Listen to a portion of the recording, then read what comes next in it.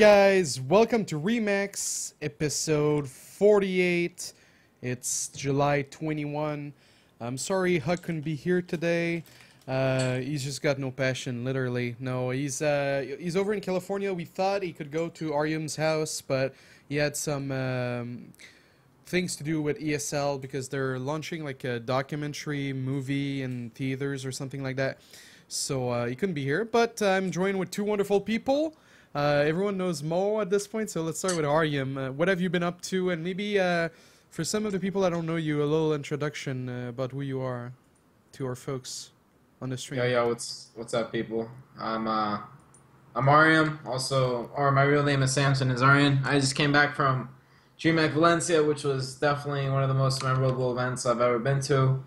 And you know, I'm a Pro DOS player for Team My Insanity. I used to be WCS Premier, but I'm not old enough to play because I'm only 15. But next year, if I were to play, I'd be able to. So. Oh, if I were to play, tricky words there.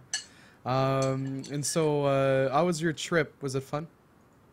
Man, it was amazing. It was like actually amazing. Coming back though, or going and coming back was awful because it's such a long flight from California. Mm-hmm. Like going there was like a total travel time of like 25 hours with delays and flights and stuff. So it was really, really tough, but it was amazing. Nice. Oh yeah, I fucked up the webcams. Fuck you for whoever in chat making fun of me.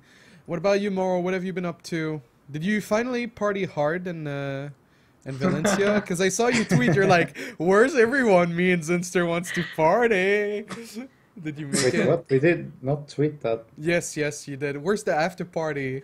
Which is basically, I want to get fucking shit-faced. Oh, right? well, not directly to everyone. I don't Yeah, of think. course.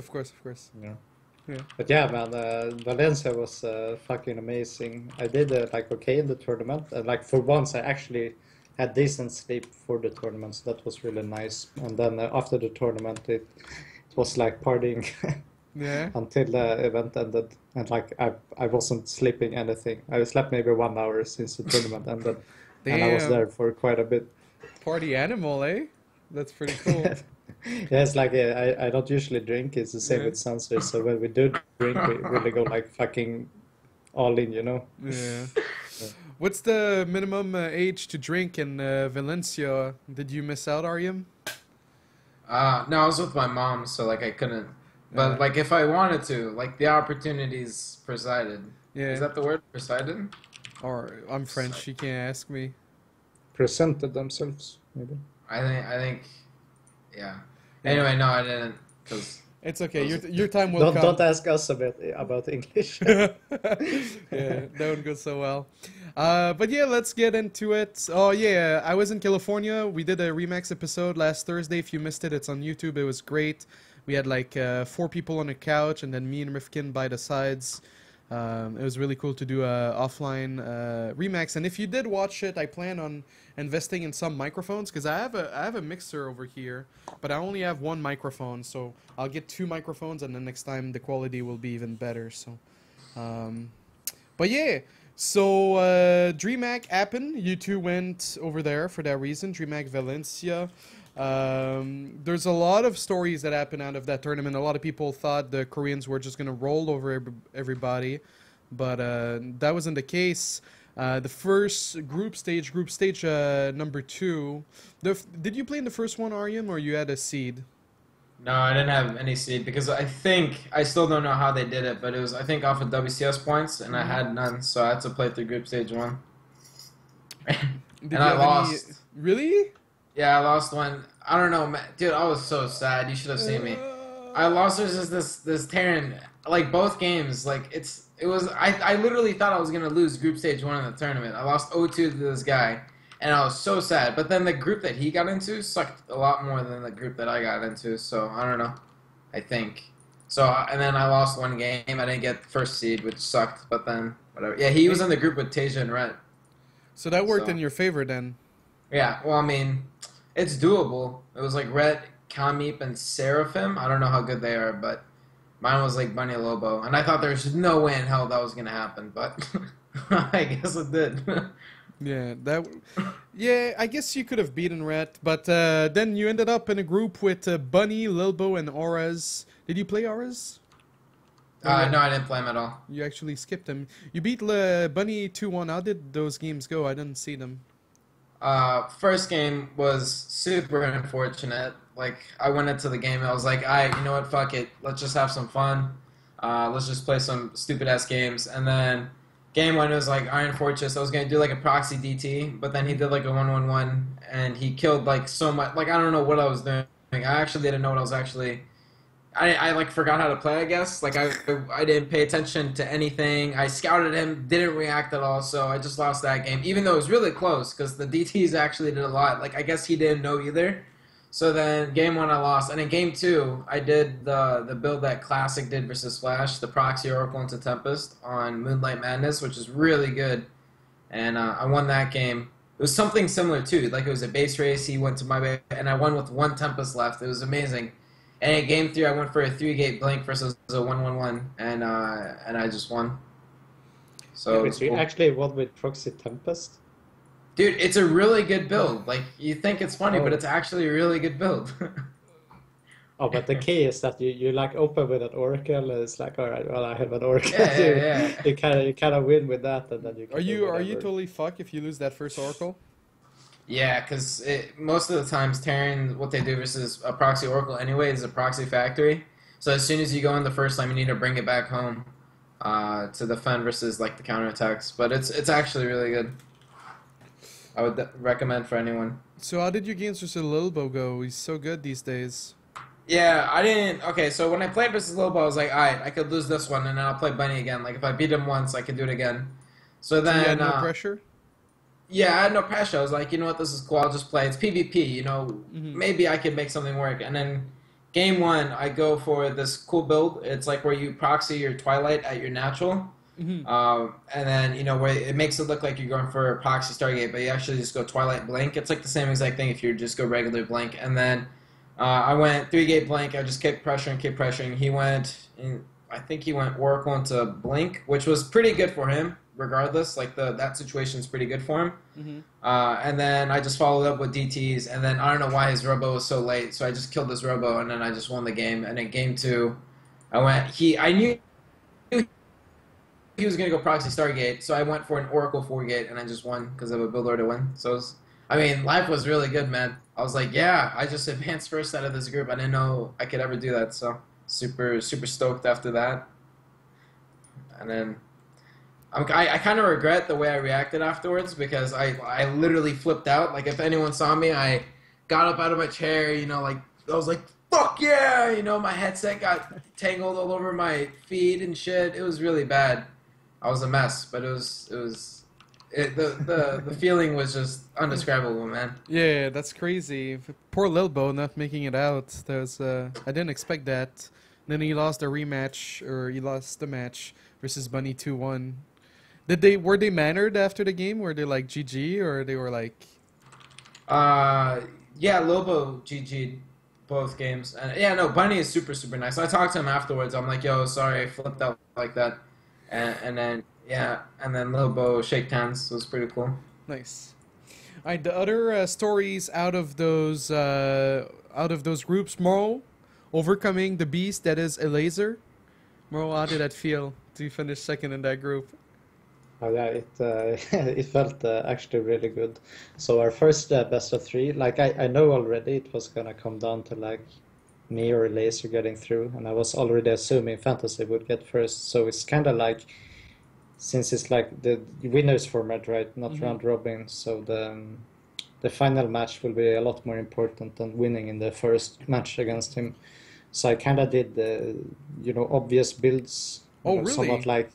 Somewhat like normal builds in the first series, because I was already planning ahead to I wasn't planning on losing, but yeah. you know what I mean. It's like you gave it your all in the second series. Yeah, that's 100%. Yeah, that's actually really smart, Mo. Yeah. So I lost to him in 2 straight up macro games, right? And then I played Penguin, and I pretty much killed Penguin in like 10 minutes with my first Reapers. I actually want to say what happened. I got Terraform game 1. He took the gold base. He Yeah. probably assumed I would go CC first. I show up with my Reaper like, sup man? I kill everything. I just win the game with my first 2 Reapers, literally. That's Second great. game was on the Iron Fortress, and it's like I pretty much kill him with just Reaper harass, like Reaper Hellion harass, and it was a beatdown, man. I felt a little bit bad for him, but at the same time, like Penguin goes to these events for fun and to manage his players and all that. He's just kind of signing up just to have a little bit of fun, I guess. So Yeah, to kill no the hard time, feelings there at all, and not really a surprise that I just won against him. Anyway, and then it's Laser again in the final match. So I was kind of, digging up some old builds from, old WCS builds that I've been using before, like throughout this year. I had to play a lot of different Zerg players, and I went through a lot of phases trying a lot of different play styles. So I kind of just mixtured them together doing like different kind of styles. Like one build that was my own with mech on Iron Fortress, another build like on the Terraform with a bomber build, the 3cc with no gas, and then it's like double Hellion Blue Flame into bio. And another game I actually just went straight up bio on, which was on Coda. It felt pretty amazing to beat a Laser on a pretty standard map Coda with just standard strategy, which I did in the previous series. But this time around, I played very defensively since he's always like counterattacking like crazy. So I just took it to the late game, and that's kind of how I beat the Laser. It was a little bit like, of course, it was an upset, so the games were bound to have some, like lucky moments. Mm-hmm. But still, overall, I felt like I played really nicely. It was nice to win against him. Also, we talked to each other later during the event. He said that he's beating the shit out of me on the ladder every single time we play. That I had only one game against him, and he's won maybe between 20 or 40 games against me. He said. Jesus. So to actually beat him like that is like, it's really nice. It really goes to show that when we're streaming, it actually doesn't mean a lot if you're losing to everyone. Yeah. But also for a lot of people that don't know, Laser, like, he hasn't won like tournaments, but he's like really a really good player, and maybe we'll see him beat Welmu and Challenger this season and see him make it further. Just a little bit like how Marine Lord and Lilbo were always really good on ladder, but it took a while for them to show it off at offline events. So props on beating a Laser. But yeah, that concept of just not trying hard on the first series because you'll play him in the second one is really smart. One could almost think you're a real pro gamer at this point, Mo. Well, I've been around so long that I kind of learned the tricks. Mm-hmm. That's good. All right, the other good stories from the second group stage: Verdi beating Saskry, coming out first in this group. Yeah, that was crazy. Yeah, beating him 2-1 with I believe crazy cheeses. That's what Verdi does, right? Verdi's a god, man. Is he?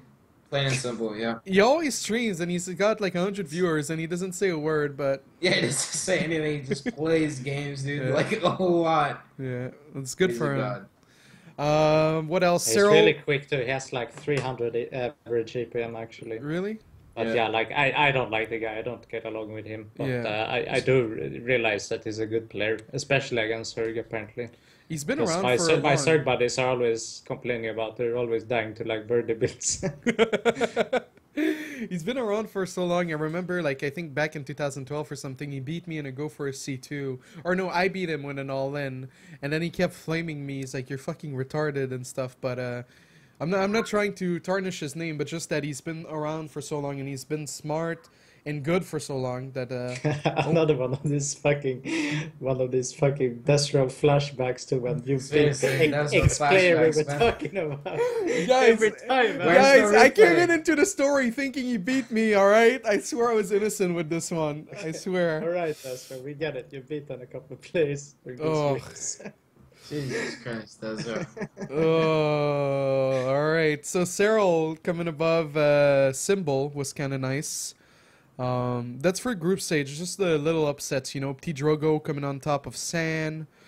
Marine Lord coming out on top of Liquid Hero, although I don't think that's surprising. I'm the biggest hater of Liquid Hero, so... Yeah, but why, man? I don't know, I have no faith in him. Like, literally no faith. He was a dead weight in Pro League. He really was. Like, MVP kept fielding him, and he, like, never won anything. And same thing when IEM was still alive. I don't know, man. I used to be a fan. Maybe that's why I'm so harsh on him. Yeah, exactly. It's like I used to love Hero so much. Like his playstyle was so inspiring. Like he was actually playing. That guy now. He was actually playing Protoss in a beautiful way. You know, multitasking and everything. But lately, like last year or something, he's just been like he's just fucking falling flat on his face every time. So that's why I'm in the same boat as you, Destro. Like I'm not a hater, but you know I'm not a believer at all. You guys are haters. It's okay. I want to give a big shout out to Loco for hosting the channel. I didn't scroll up to see how many, but big thanks to you, Loco. Oh, for 300 viewers. I hung out with him in California. He's such a nice guy. He puts out a lot of great quality content. Passion. Yeah, passion for sure. Okay, so Arstem came out on top of Gumiho. That's actually pretty impressive. Beating him 2-0. Didn't see the games. Arstem, I asked him to come on, but I asked a little late, so he didn't come. What else? Not much. Oh, Lembo beating Huck. Sadly, Huck couldn't make it today, but that's a little bit surprising of a result. I know Huck wasn't too happy. Huck beat Lembo 2-1, and then Lembo won the rematch 2-1. Maybe it's something similar like you did, Maul. Lembo held back, and then he came out in full force in the second series. I talked with Lambo actually about those games. He says that like Huck just did like a proxy DT, you know, like 4-gate, like he did different builds that just caught him off guard, like the first best of 3, and he said the second best of 3, it was just like he like expected everything and it just countered everything. So that's what he said at least. I see. Yeah, it would be really dangerous to do that in such a group because it's not very unrealistic that Huck would beat Linok. You know? Yeah. Like I think it's more unlikely that a Laser B would beat Fantasy than for Huck or Lambo to beat Linok. At least in my eyes. So I don't think there was any shenanigans going on in that group. But you know, I've been rewatching Dragon Ball lately. And that thing you were... No, hold on. But I think you were talking about, like, holding back on the first series and then unleashing the hell on the second series. Makes me think of that. It's so cool that wasting my time on Dragon Ball, I can relate to StarCraft this way. And then Blisk made it out of his group, second over Waka and Elroy. And, yeah, that's pretty much it. Oh, Whiterell beat someone. That's nice. Patience, right? Was it 2-1? Yeah, wait, he took a map off Patience. Yeah. How did that happen? Oh, yeah. He explained to me, like... Oh, Patience Whiterell told me he was really close to beating Patience. Really? Which I found hilarious. Like, I don't know what to believe, but I should probably trust Whiterell. Maybe he was daydreaming, like he wanted to believe. Yeah, I don't know, but it's PvP, so maybe anything is possible. Yeah, but he said he was really close. Yeah. All right, so that was like the most exciting part because in the playoffs, all the dreams came crashing down. The foreigners that made it to the round of 16 did it by beating foreigners, and the only foreigner to make it to the round of 8 did it by beating foreigners. Marine Lord beating Verdi 2-0. Cyril beating Bunny. What else did we have? Oh, Aryam. Actually, no, Aryam, you're the only dude in the playoffs. Maro. You and Moro too. Damn. Wow. I guess you guys. Yeah. That's true. That's how you get a Remax invite. By the way, you gotta beat a Korean in a playoff. That's just a joke.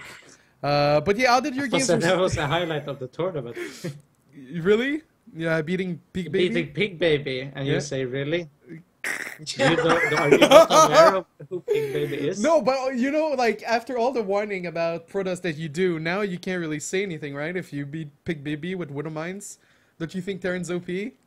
No, now it's like I'm actually a legit player, so I can say whatever I want. Oh wow, he went there. I can't believe it. But yeah, let's start with you, Mo, since you started. How did your games go versus Big Baby? It was the games were like a knife fight, so it felt like he was like really tired or something. But I went like engineering bay block, and he got mad or something. He made the 3-gate blink, and he attacked me, and he lost his fucking mothership core at my base at the start, right? Yeah. And then he goes back because 1 minute later, like next mothership core comes, he loses that one too. What the fuck? It's like the most Nerf game, but third time around, he blinks into my base, and I'm like, what the fuck is this guy doing? And then it's kind of working. Because I don't know why, maybe I'm playing that's crappy too, but anyway, I ended up like really far ahead because he was like stuck on gateway units. He did make the Nexus pretty quickly, but yeah, I had like 4 medevacs bio. I just walk across the map and kill him. So I was really happy about that game because it really felt like he was not on top of his game. So it's smart to play a little bit safe after that. So in the second game, Iron Fortress, he goes proxy Oracle. I somewhat anticipate something like this for several reasons. So I do the 15 gas where I actually have 6 Marines to defend. And then we kind of go into a macro game from there. I didn't really feel ahead after the, defending proxy Oracle because it still did a little bit of damage. And then it's the same time when I do with my drops at him, I didn't do any damage at all because he saw that coming like a mile away, obviously. So we went into this, sick macro game. I was playing like, the Mario style with mass drops, mass mines, and bio. No shame. And he was doing the Stalker Colossus, going to 3 base trying to defend. So it was really nice winning that map. It felt like I was outplaying him a little bit, so that meant a lot to me. And I was, like you said, I am like celebrating a little bit to myself after the game because it's like you really need to cherish the moments when you do well because you don't know next round you might as well just get destroyed. So if you don't celebrate, then you'll miss your opportunity and you just get crushed in the next round, which is exactly what happened to me against Tadia. I mean, I just fucking died, man. No chance. Dude, Chu he danced his unit so many times versus me, man. So sad. Symbol? Yeah. Oh no, not Symbol. True. True? Yeah, because once you lost? Yeah, because see, when I played Symbol, I don't know why, I just thought it'd be a good idea to dance my units the third game when I knew I won. So I was like, fuck it, I'm gonna do it, right? Mm-hmm. So then I decided to dance my units the third game, and then the next series I have to play True, which apparently he's actually really close friends with Symbol. So then when I was playing against True, he dances his units like 6 times, right? Like I'm attacking him, and then he gets his links and he dances in front of my army, right? Like he's just like fucking with me the whole time, and I'm just laughing because I know like I'm just getting completely destroyed because I had no clue what I was doing either. Mm-hmm. So then afterwards I was talking with him. I'm like, why you dance your units? He's like, my friend. Simple? Haha, I get revenge. Fuck you. I'm like, what?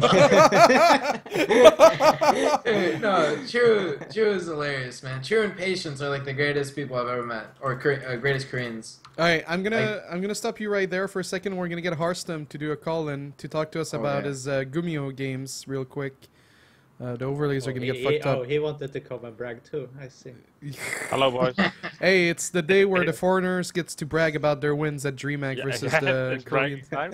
Yeah, it's bragging time. So tell us how it went versus Gumiho. In the morning, I was watching Super against Byung, and Byung did something on Cactus that I thought, this looks like some real bullshit. Like this could be Gumiho, and then Gumiho did it, and I just kind of hard countered him. So that's how I won one game. The other game. You're in the ladder game. Yeah, he's practicing right now. Yeah, he's laddering right now. Yeah, it's now or never, he told me. So go on. I warned him. I don't want to stay on too long anyway. Let me think. The second game, I opened DT, and he got like 3 DTs for free. So I was like, well, this is game over. Then I attacked with 3 Colossi and just kind of won the game. I'm not sure how that happened either. That was my games. So you just made an insane comeback in Game 2 versus Gumiho? Yeah, sure. One could say you're a literal god. How did your Yeah. games go versus TLO? I lost a macro game, then I won. I can't remember one of the games. Did And then TLO one try to game- be too creative against you? One game, yeah, he just fucking proxy out with some baning bullshit. And I could For have Bridgehead? told you. Yeah. I could have told you that wouldn't work anyway. I was so happy because I felt like at Dreamhack I felt very not confident against Zerg at all. So I didn't want to play macro at all against any Zerg. I was just hoping. That's why I let Bridgehead in the map pool, so maybe he would all in me. I see. And what Like, about it worked. what about your game versus Jan? I got fucking destroyed. Like I said, I didn't feel confident at all against Zerg, and kind of showed in that series. And I was awful. The first game I actually got like what Stardust called a build order win. Like the build that I did was designed to hard counter 14-14, and then he did 14-14 and I lost. So that's pretty embarrassing. And the second game I tried some blink all in and I failed miserably. So yeah, it wasn't all that great. All right. Any fun stories from the after party? I didn't go to the after party because I already went home by then. Like there was no. The real Also, after like party you rescheduled your flight early, No. or? Oh, I no, see. I like see. the after party was just for CS:GO, mate. Oh, I see. Like for the CS:GO times. There were some people that were staying longer for some weird reason. Maybe for holiday purposes. Valencia itself is pretty fucking cool though. I went swimming like fucking 5 a.m. in the morning. Any skinny dipping happened this time around in Valencia? I mean, no comment on that. Some pants might have come off. All right. Thank you so much, Arston, for coming on. Good luck with the Okay. practice. Bye-bye. Take care. All right. So that was Arston, guys, telling us about his experience. But yeah, no, I think I cut you off. How were the games with versus Symbol? You had a War Prism and you had a lot of fun, right? Yeah, man. Yeah. I was on Bridgehead. I knew Korean, like I knew any player ever actually, a Zerg was gonna just go proxy hatch. And then I didn't actually see the hatchery, so I saw two drones though coming up. So I was like, okay, nice. I know exactly what I'm up against. So I just throw that on a robo, and I just make immortals, and it was super cool. Is it legit because to do one base build? Yeah, versus dude, that? I've done that versus, or what do you mean versus that build, or like in general? Just versus that build, I guess. Yeah, no, versus that build, that's a build order win, because you can't really do anything. Like, it's supposed to, like, if you expand, you actually lose, unless you make, like, 4 cannons, and then just hope and pray, like, the Zerg doesn't actually know what to do in that situation. Because there's a lot of things that are, you know, abusive on that map. Like, they could completely not go there, and then just Bane bust you from the front, because of those 2 rocks. They're actually just, like, the same amount of hit points as a pylon, so it's really just a weak wall in the front. Overall, that map is pretty bad. I just wanted to do something stupid, and then I decided to do that. And I knew that was going to be a build order win, so that was cool. And in game 2, I tried doing the same exact thing because I didn't actually do it correctly the first time. And then I waited for a 6th immortal for some reason. Like I literally had 6 immortals when he only, or 5 immortals when he only had roaches, but I waited for a 6th one. And he had hydras, right? So then, and then I attacked in a concave. I actually got a pretty good trade, like a really good trade. And I accidentally lost my warp prism, and then a Ling run by killed my cyber. So I had no way of warping in any sentries, first of all, or any units on that half the map. No. So yeah, I just got Shrek that game. And in game 3, I think he thought I was gonna do the same exact build the 3rd time. so I just went 2-base blink, like it's a build that I actually do a lot too. So I just got lucky. I don't know what to say. I was just playing versus a Korean. He had no clue what I was, you know, capable of. So I just got lucky and collected free wins. Do you think it's because you showed everything versus Symbol that you lost versus True, or was just True much better than Symbol? To be honest, I got a lot of information and intel on True that was like literally spot on, and I don't know why I didn't use it. Like game 1 versus True, I was gonna go DT into Blink, which on paper was a build order win versus what he was doing. But I was just such an idiot because like I had the idea of it, but I didn't have a build order, so I was just free balling the whole time. But what you're supposed to do is go DTs, right? And then right afterwards, you're supposed to have a perfect warp into Stalkers with Blink. So it's just like a super cool timing. And then I could morph those DTs into an Archon, which would be super good. And then game 2, I tried doing, and then apparently I was actually winning. Like every Protoss that I talked to said that I was winning the second game. It's just that I fucked up and didn't make too many too many zealots. So Yeah. Well, maybe if the NA scene had more offline events and you had more experience, you would have prevailed versus True. So we can just blame everyone else but you. yeah, Yeah. just blame NA. Yeah, for sure. Fuck them, pieces of shits, man. So Moro, how did you lose to Teja? What happened, man? What an upset. What an I upset. think we already covered that. Wait, we did? Yeah, I said I got destroyed. Why? But why? Why? Well, he's Tadia. My man, you can't think like that. You have to be like a I moral. died in like 10 minutes. Just coin flips or what? Yeah, no, I wouldn't say that. Okay, let's just try to put it so you guys can understand. Like the first game I went kind of my own style that I've been trying very hard to make it work, like Reaper Expand. But I know that defending, Banshee Harass is really hard. And I mean, his Banshee control was just really good. So he kind of got too much damage with that, and it seemed like a lot of my ladder games are. It wasn't like super special. I was playing Tadia. It just felt like I was playing, Marine Lord or Happy or whatever, because this was just extremely similar to those games. And then I got like the shitty positions on the Cactus Valley map, where he can drop my main base. It's like in TVP, like Protoss gets fucked by that, the Doom drops, and it's even worse in TVT, Bio versus Bio. So he ended up making like Doom drop in my main base. But I think I was behind even before that because of the Banshees. So that was game 1. And game 2, I just kind of said, fuck it, let's just try this new Terran versus Terran style, which is gas first into Reapers and Hellions. And so I did that, but the map was Iron Fortress, and I think now looking back at the game that you actually need a 2-player map for that, because you kind of need to get damage done with the Hellions and the Reapers, picking off Marines and whatnot, because he goes Cloak Banshee, but he has Marines and with the mines to defend both of my Hellions and Reapers and the Banshee, whereas I don't have anything against his Banshee. So it's like really troublesome in that situation. So I think it was an error for me to do that style on a 4-player map, but I was just desperate, so I just wanted to do just try something I haven't tried before in the tournament. That makes sense. Like I barely even knew the build orders, so. Yeah, well, you would have been a god if it worked, but it didn't. Yeah. The tournament was a little bit disappointing. ZVZ final.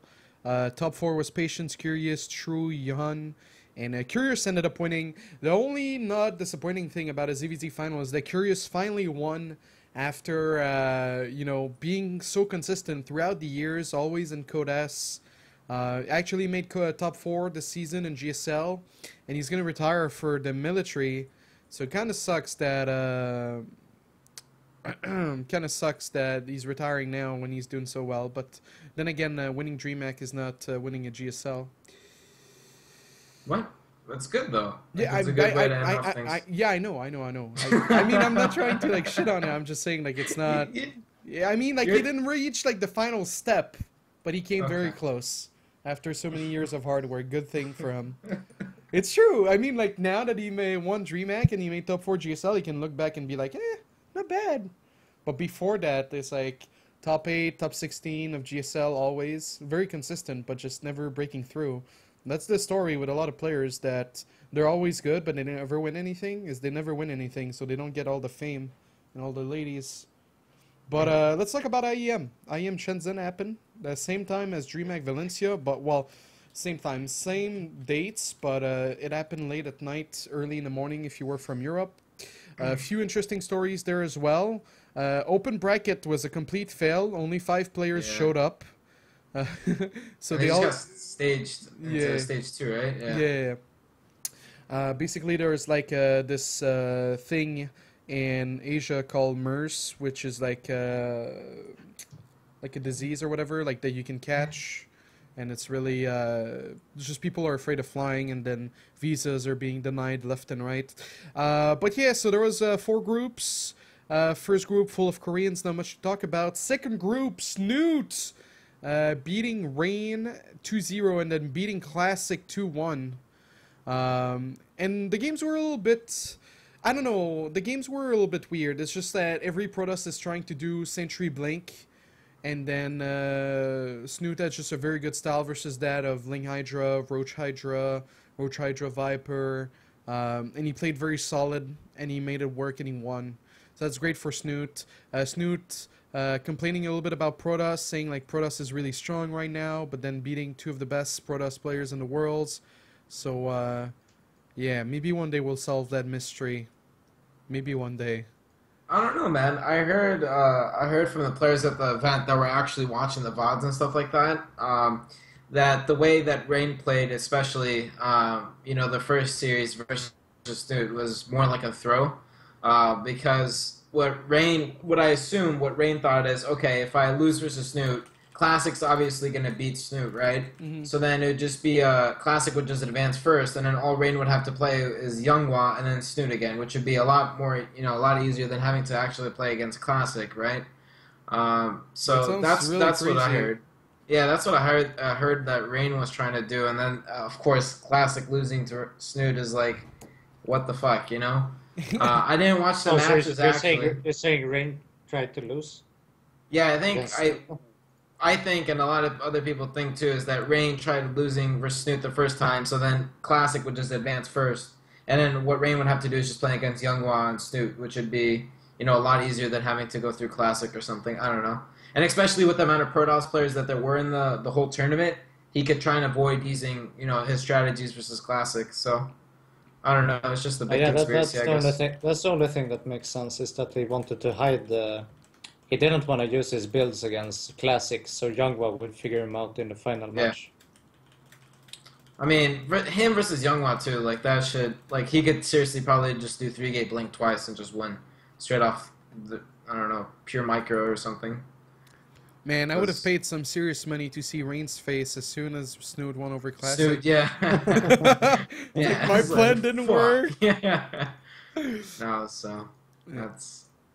And in Group C, we had CJ Eero, Utermal, and Jim, and then some random Chinese Protoss who didn't win a map. So, but Utermal almost beating Jim, losing 1-2, and then Eero beating Jim, and then Utermal beating Jim 2-1. What a god! What a European god! man. Yeah. But I mean, like Utermal has been doing well in the European scene for a while, right, Mo? Yeah, exactly. He plays weird versus Protoss, right? He does play weird in every single matchup. He seems to kind of make his own build orders in some ways. But yeah, he's a lot about like random weird ass timing attacks, but he still knows how to play macro game and all that. It's just playing against him is very weird, whichever race you play. I see.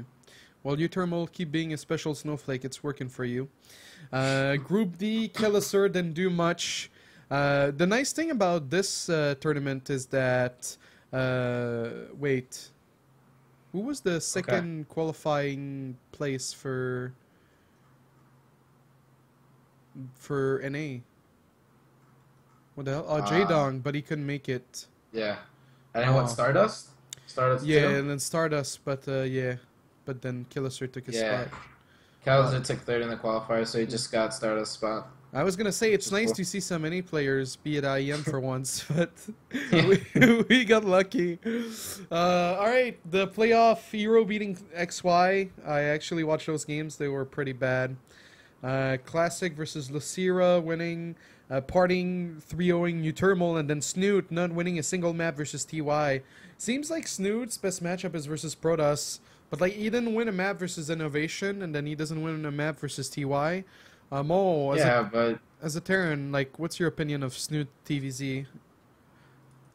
It's good, but it's not crazy. I prefer playing Snoot than most other top Zergs. Oh, really? Yeah. What? I mean, it's For real? quite a bit ago, but I played him during the Season 2 qualifiers, if I remember correctly. Or maybe it was the Season 1 qualifiers. But it was some months ago, maybe by now. But Yeah, I did win him there, and I played him sometimes in ladder. And ladder doesn't mean a lot, I know that, but it just feels like I'm beating him anyway, and then it makes sense if Innovation beats him. And I was told that Snutter's games against Innovation weren't like a stomp, even though it was 3-0. Like everybody knows that he's very good, but he's not like on top of his game. The thing is that in CVT, he was like one of the originals to really start making Swarm Host against Bio and like Swarm Host in general, even like against Mech and so on. So without him having that exact tool, the unit is very different. It's a completely new unit.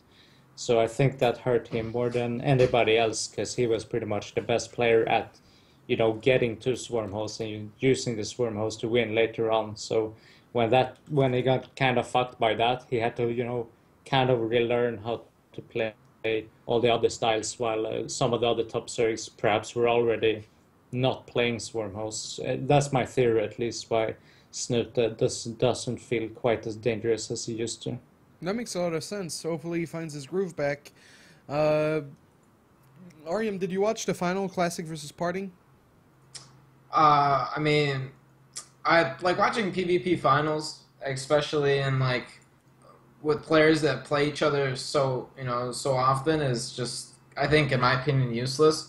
I mean, both of those players going into those probably have a good idea of how each other play, so they're doing builds that are probably not even like a good thing. I mean, I skimmed through them and I listened to other people say like there was no real good like solid builds. It was just like, one person goes Stargate first, the other guy's like, alright, I'm gonna go 3-gate, and then it's just stuff like that. PvP finals, ZVZ finals, stuff like that are just completely useless for a lot of people. So I didn't really watch it. Yeah, that makes a lot of sense. That's a thing too for me. Like when I try to watch PvP, it seems like it's just mostly standard. Like it's very rare to find like a build that just like opens your eyes and like, you're like, oh my god, this is crazy. Yeah. It's just like at this point, there's not much new, right? Did but yeah, any one of you see Parting against TY? no, I did not. Okay. Were the games good? No, I didn't see it. Okay. It's just like Parting is a fucking god, man. Against Parting Terran. TY. He doesn't lose to Terrans ever. I It's watched. amazing. I actually watched the VODs of that. I think there was one game that TY was actually like in a decent position, and then Parting just went apeshit. Like, Parting is actually really, really, really good in PvT. I think he's only lost like a single best of 3 or best of 5 series, and I think it was versus Maro. And then later on in the same day, he beat Maro like 2-0. Like, he's actually amazing at PvT. So yeah. It's crazy. Yeah. All right, that concludes IEM. Next up, we have you can now pre-order Legacy of the Void and Legacy of the Void. And if you Like you wrote in the note that Snooty complains about products. I mean, that was officially a topic, guys. Yeah. wow, getting called out. Snoots are gonna come back on this show. No, I like it. I like it. All right. So you can now pre-order Legacy of the Void. If you do, you get the prologue missions, the 3 prologue missions, and you also that's where you get and access to the beta as well, which is great if you want to play the beta. They also announced their collector's edition, which I can't find the perks right now, but you have basically like with every collector's edition, you always add a skin. So in Wings of Liberty it was the Thor, and Heart of the Swarm it was the Ultralisk, and now it's the Adept. My big problem with that is I was hoping like a tier 3 unit. Colossus. Yeah, Colossus or Colossus Tempest. or Carrier. I don't understand what the fuck you guys talk about. So the skin. Like the skin. When you get know the how collector's Thor edition. Have you never seen? Oh yeah, we had like Thor's for Yeah. wings. Yeah, so Yeah, for and like then Ultralisk. for Legacy, it's the Adept that gets the fancy skin. So stupid, dude. Well, I think it's fine. My biggest problem is it means that the Adept will never be scrapped now because it's in the pre-order. And I'm not. I don't know if I'm a fan of the Adept. A lot of people like it. It replaces the Zealot entirely. Like, the Zealot is only good at like killing buildings now because the Adept is just so tanky. They might have to toy with their the gas amount that you need to make an adapt. But we'll see. But yeah, you can pre-order it now. Maybe they. What? I'm sorry for interrupting. No, Yeah, no, go maybe on. maybe they were like maybe they're not completely sure if they're gonna scrap Carrier or scrap Colossus. Or It's Tempest. like it's a little bit up in the air in my opinion when it comes to the Protoss units, and that's maybe why they didn't do that for one of those units. Yeah. I don't know, man. We'll see. But that's just a small topic. If you want to buy the game, you can now pre-order it to get into the beta. If you were like bronze and you didn't get an invite for some whatever reason, Legacy of the Void balance update happened like 5 shit. days ago. There's a bunch of stuff in there. I think all of us haven't played too much of the beta, but still. Disruptor cost reduced to 100, 200. I think previously it was 150, 300. Or 100, 300. The supply is reduced from 4 to 3. By the way, these patch notes, maybe I should message someone at Blizzard, but I wish they would like keep including the original... Previous? Yeah, the previous. So you Yeah, get like, I agree completely. yeah. So the Purification Nova range is reduced. And after it blows up, it's still invulnerable for 3 seconds. And when it's invulnerable, they increase the speed as well. And you can also pick it up while it's cranking. Before you couldn't do that. Obviously, it cancels the effect once you pick it up. So there's a lot more... you can do a lot more with Disruptor now. Except it kills less units. Like, the radius is a lot smaller. Arium, do you... Obviously, this is better than previously, right? Yeah. I mean, honestly, I don't even know how it was before, but it seems like it's better. I don't know. I mean, it was more expensive before and it was slower. Yeah. So... Yeah. So good. Yeah. But I still hate the unit. I think the unit is awful. Yeah. Like, I would rather take that out and then just get, like, normal Colossus or just buff the Colossus. Like, literally, I've never seen such a coin flip unit. It's like, Yeah. you gotta put it in, hope and pray the other guy does not know how to split or something, or, like, just doesn't use the keyboard or, like, the mouse, because it's, I don't know. Well, It's silly. the thing with the Colossus is they were trying to get away from the death ball. You know, like Yeah. how everyone just A moves and like ends the game. Now that the Colossus is nerfed, that's less of an option because you gotta spread out more. Because you know, like or at least like TVZ and I think TVT, it's like you always have like these small skirmishes that keeps pushing you ahead. While with Protoss, it's like, fuck it, it's just like all or nothing most of the time. Yeah, defend, and Yeah. then just counter. Yeah, like, that's boring as well, but honestly, like, the Disruptor's not the way to go. It's like a very, very expensive Widowman, I guess. That's a lot easier to deal with. So. Right. Vehicle... Myself, I Yeah? find it retarded, this patch note. Like, you Thanks, Mo. enable it, it's invulnerable while it's like charging towards you. It blows up, It's still and then it's invulnerable. invulnerable again and gets out of there. Like, how are you ever supposed to kill this unit? Ever. Like, the unit is not killable at all, and I think that's a big problem. Yeah. I think they need to introduce energy It's like to it. it's like the new swarm host that's so fucking fast. It just runs around the whole map, and it's like you're never ever gonna kill a swarm host. And it's the I exact guess same they thing need with this energy. game. Like, as a Terran player, I guess you could EMP it if it had energy, but then I don't know how the Zerg would deal with it, so I don't know. I don't think it has energy. No, like, if they were to add energy to it, you know, where it's like 75 energy to activate it or something, then you'd have to Yeah, add but another you ability can't- to it you too. Yeah. Can't kill the unit, and I think that's really stupid if you can't kill a unit. Yeah, I agree that the amount of counterplay is not super good, Like, but I can't do anything except like run away, and then it Yes. goes up, and it's like, okay, well, he's gonna come back later. yeah, you spread or you lift your units into your medevacs. Yeah, there's just it's definitely an odd unit. Maybe not the right direction. We'll see. They could always change the game after the game goes live. You know, if the disruptor doesn't work, I'm sure they wouldn't mind scrapping it and adding something new. Just because they're done shipping games, you know?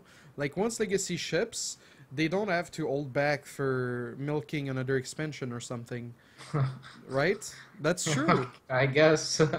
But it is true, so they can definitely, like, toy around, because they'll keep working on the game. At least that's what I've I That's felt. what you think. So wait. Well, Moro, you know where I was last week, right? Oh yes, you were.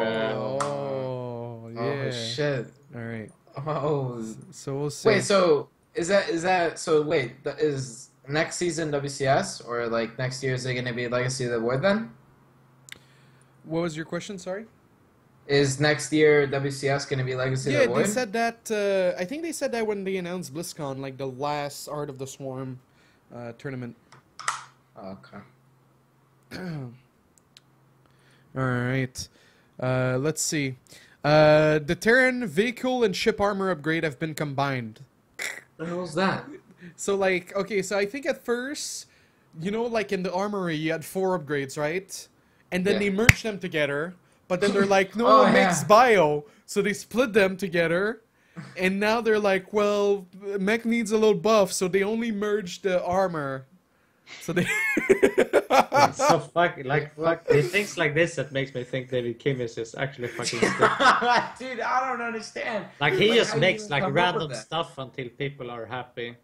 Yeah. And when it's like people are asking for too complicated shit, it's like, no, we don't Oh, like that fuck direction. that. Yeah, I don't like that one. It's like seriously, like what the fuck? Anyway, I like that change. But still, yeah. yeah. I don't know. What do you guys think? I mean, I think- it's just like, I don't know. There's not much to say. Like, they're just trying their best to see what's the less OP and the most efficient. You know, as long as they're like making efforts to change it. But the ghost is the biggest thing. The snipe, it's called it's been removed and it's called steady targeting. It deals 170 damage while or after channeling for 3 seconds, and it can be interrupted if the ghost is attacked by anything. So like a probe could like What? save the day, and it costs 50 That's- energy. So you can't snipe High Templars, but you can snipe like very big units. Like I think it would one-shot a Stalker. I think it would like halfway kill a Colossus or something. Yeah, but Yeah, who but would... you can't That's do a that for terrible... those units, I guess. Yeah, Yeah. I think it's the same. it's to What's it help called? deal with. Candidators as before. So It's... you can only shoot at biological units. No. It can shoot at anything. Oh really? Yeah. So yeah, anything literally. I don't know Like about a building? buildings. I don't know about Oh, buildings, okay. but it's every unit. Either way, I think that's terrible for Terran. Like if it gets interrupted, like if it gets attacked and just cancels it, that's stupid. Like how would you use it? Like literally Zealot charge as soon as you see one, it's like boom, just click it once and it's done. I think that's a terrible idea. Like that's a huge nerf to the Terran, especially dealing versus Templars anyway.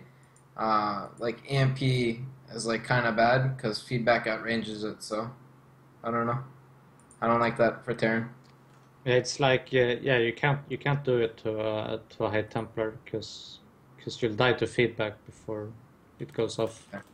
But you can like do it at the start of a fight against, for example, Ultralisk. You can Yes. probably get snipes in, like 1 round of snipes, or against Broodlords before the Overseers come close or something like that. But yeah, it's like a new ability, and it will be used completely differently from what snipe is used against right now. Even against stuff like infestors, I don't think that could be good because they will just throw a fungal as long as they, smell it at all. Smell it? I'm not sure what you're even supposed to do with this ability. It's just to help kill ultras, literally. But who made ghosts ever to deal with ultras? Well, once upon a time, when Ghost wasn't nerfed into the ground, you would make Ghost for Broodlords, and it would also help deal with Ultras as well. But then they nerfed it so hard. It only does bonus damage to Psionic, so it only good versus Infestors or Eye Templars, which is a shame. All right. Yeah, I will really miss Snipe against High Templars because I think Snipe is super useful against that. It's so painful to EMP one High Templar walking up, especially if it has like 200 energy or something where you need to throw 2 EMPs at one High Templar. It's really painful. Mm-hmm. All right, next up we have the Liberator. The anti-ground mode no longer has to be researched. Now only requires an armory. Switching back to anti-air mode, duration reduced to 2 seconds. Increase anti-ground range by 1 second. Fixed issue allowing liberators to fire into multiple anti-ground zones. Did you make much liberators? Was the upgrade for anti-ground annoying?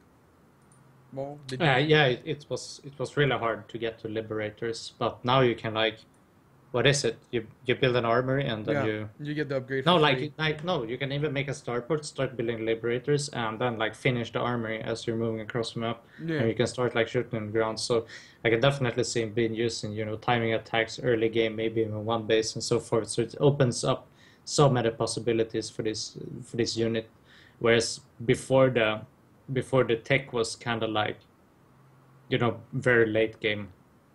It's kind of like building a Tempest where you need your fleet beacon. And instead, Terra needs this upgrade that costed 200.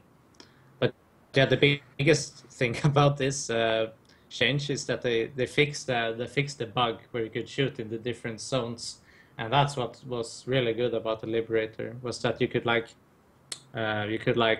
cloud an entire screen with 10 different Liberators, just clouding everything, spreading out the circles, and they would share the same. What? And then it felt like a pretty good unit, but as it is right now, it doesn't feel like a good unit to me. Mhm. But I could be completely wrong about that, since I didn't play the game, and I could definitely imagine that there is some incredibly like overpowered Terran rushes revolving around Liberator, because it's not that expensive. Like 150 you walk across and you have like a flying siege tank. It's kind of crazy if you think about it. Wait, so what is this unit attacks ground too, or what? Yeah, exactly. Like you siege up, just like you do with a siege tank, but you select a circle, so you can only shoot in that circle. But it has about the same range as a siege tank. So as soon as like a stalker walks in there, it's gonna hit like 80 damage every shot, and each shot is like 1 second or something. It's crazy, the damage. Can you see where they're attacking, like that circle? Do you know where it's gonna be attacked? Yeah, you can see that. Both of the players can see that. Is it like a force field or what? Like how big is it? It's a little bit bigger than it's definitely bigger than a force field. It's like the same size as a Nexus. What? Yeah. That's stupid. But I mean, That's like it's only one Liberator can shoot in that. Like you only choose one circle per Liberator, so it's like, so you have to literally walk in that circle out of the, you know, everywhere else to take the damage. So it's very hard to make that work. Did I cut off? No. You just like a little bit, and REM was daydreaming. All right, Raven. The auto turret damage increased to 16. Duration decreased to 10 seconds. I don't know the original time of a turret. I think it was like a minute almost. You know, like the auto turret on the ground. But now that it's 16 damage, actually, let me see. Let me go to I think it's 8 damage, so I think it's got double damage. That is that cool? To me, it feels cool. I mean, Alright, so right now it's like 3 minutes, and it attacked for. Why are you not telling me the damage? Wow, liquipedia dropping, letting me down. I told you, yeah, I'm pretty sure it's 8 damage. You sure? I don't want to bet money, but it's like it makes more damage than a Marine. It has a lot more damage anyway. Yeah, Morrow. How important is Sun to becoming a real pro gamer? Sun? Yeah, Sun. No, No, it you was want to avoid Sun. it was 8 damage. I told you 8 damage. Did you really say 8 damage? All right. Yeah, I said. Yeah, you 8 should have damage. bet money. Why didn't you bet money? Yeah, you fucking owe me money. Oh wow! All right, but You don't anyway, trust me. so they doubled the damage. What I like about this is that it's gonna apply more pressure. Like you know, like if you like do it at the back of a mineral line or something, or you do a push with it. But obviously, going from 180 seconds to 10 seconds is like an insane nerf, right? Do you think the days of Velo being relevant in the GM ladder are gone now that this nerf is going to go through? Really? And Yeah, together. Like Come on, man. you're not fucking around with mass ravens anymore. No way. The raven is fucking awful. All right. And it's not like you can spam out the turrets like you could with infested tyrants. You actually need a 2x2 placement. And it's pretty hard to put them down, and it's only like 3 range that you can throw them out at. So it's not like you can make a bunch of ravens just spam out. those Well, 10 second there's an outputs. upgrade to increase the damage of Seeker Missile and auto turrets by 30%. Yeah, but the damage of a Seeker missile is irrelevant. The thing about a Seeker missile is if it lands or not, I see. and it doesn't. No, it's true. It's not a joke. I don't doubt you, Mo, but you say that so seriously, like you're fucking mad. You're like, and it doesn't land. It's a David. Yeah, but you guys are fucking complaining that Bio runs out of storm. You know Bio's instant, right? Yeah. And a Seeker missile, you need to like fucking sit there 5 seconds and not move a muscle, and then it like congrats, that fucking 125 energy storm. It's so fucking terrible, man. All right. You're good. I don't like the Raven. You feel better now? Did you get that out of your system, man? Anything left? Give it to us, man. I'm calm now. All Just right. give it to us, man. So David Kim, if you're listening, I actually talked to David. One or two of the guys that work with him listen to the show. So hopefully you guys are listening right now, and you tell David that Mo really needs good Seeker missiles. There's a Blizzard guy listening to this. Yeah, eventually, yeah. Dude, Firecake talked with Eventually, David Kim. what? Well, I mean, like they maybe don't listen to it live, but they like filter through, you know. Okay. Dude, What? if Firecake talked with Dustin Browder, I don't see too much happening, really. Oh, you mean David, right? Yeah, oh yeah, David, whatever. David Browder, yeah.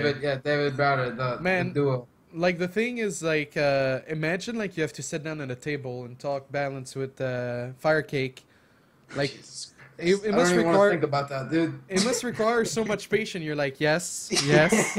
Well, you see, No. that to be devil's advocate here, I think, and then you try to like lower his expectations, but poor Firecake. I talked to him at WCS, and I'm like, so you wish me cancer back in 2012 when we played on ladder?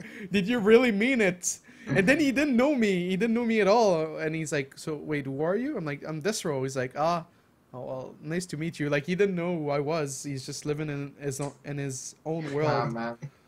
There's no way you cannot know who Desro is, dude. Yeah, It I doesn't beat work like that. Flash. I beat Flash. Let's be real. And 4GG, man. Yes. Oh, here we go again. With commentary, it's on my YouTube, Yeah, guys. with comment. Desro Fighting on YouTube. All right. Anyway, Creator leaves Prime. What's going on? I'm dead. You think You, Prime's you dead? forgot to say Ravager got 6 range. That's Oh a yeah, big but deal. do we really care about the Ravager? The Ravager has lost his core unit role a while back, right?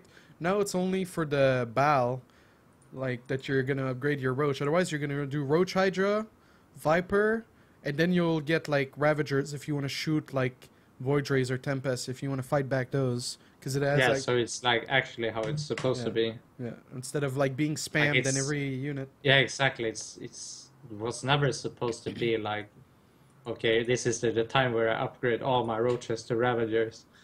No, it's like it's a support unit. So I like the changes they have done to the Ravager so far. Okay, good. Thank you, Mo, for your 2 cents about the Ravager. I'm sure the Zerg players agree. What the fuck is the talk? I'm supposed to say my opinion. just kidding around. All right, let's think. Mo, I love you. All right, let's look at Prime's roster. So they just lost Creator, so they're left with Tank, Yoda, Keen, Byun, and Bung Bung. And the thing is, Byun isn't even on the Pro League roster. Obviously, they can still play because they have they're merged with IG, so they have a bunch of Chinese players with them. But it's not looking good. Man, Primes used to have so many good players like Ryong, Polt, Muru, Wait, no, not classic. But there was a classic Prime. But yeah, Rip Prime. They've been downhill ever since State left them. They haven't been the same. All right, that was a joke. All right, we're done with the topics. Let's get into the Reddit questions, guys. Use hashtag SC2Remax on Twitter if you are late to the party for the Reddit thread. Although it's never too late.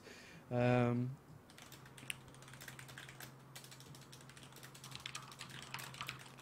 right, let's see. All right,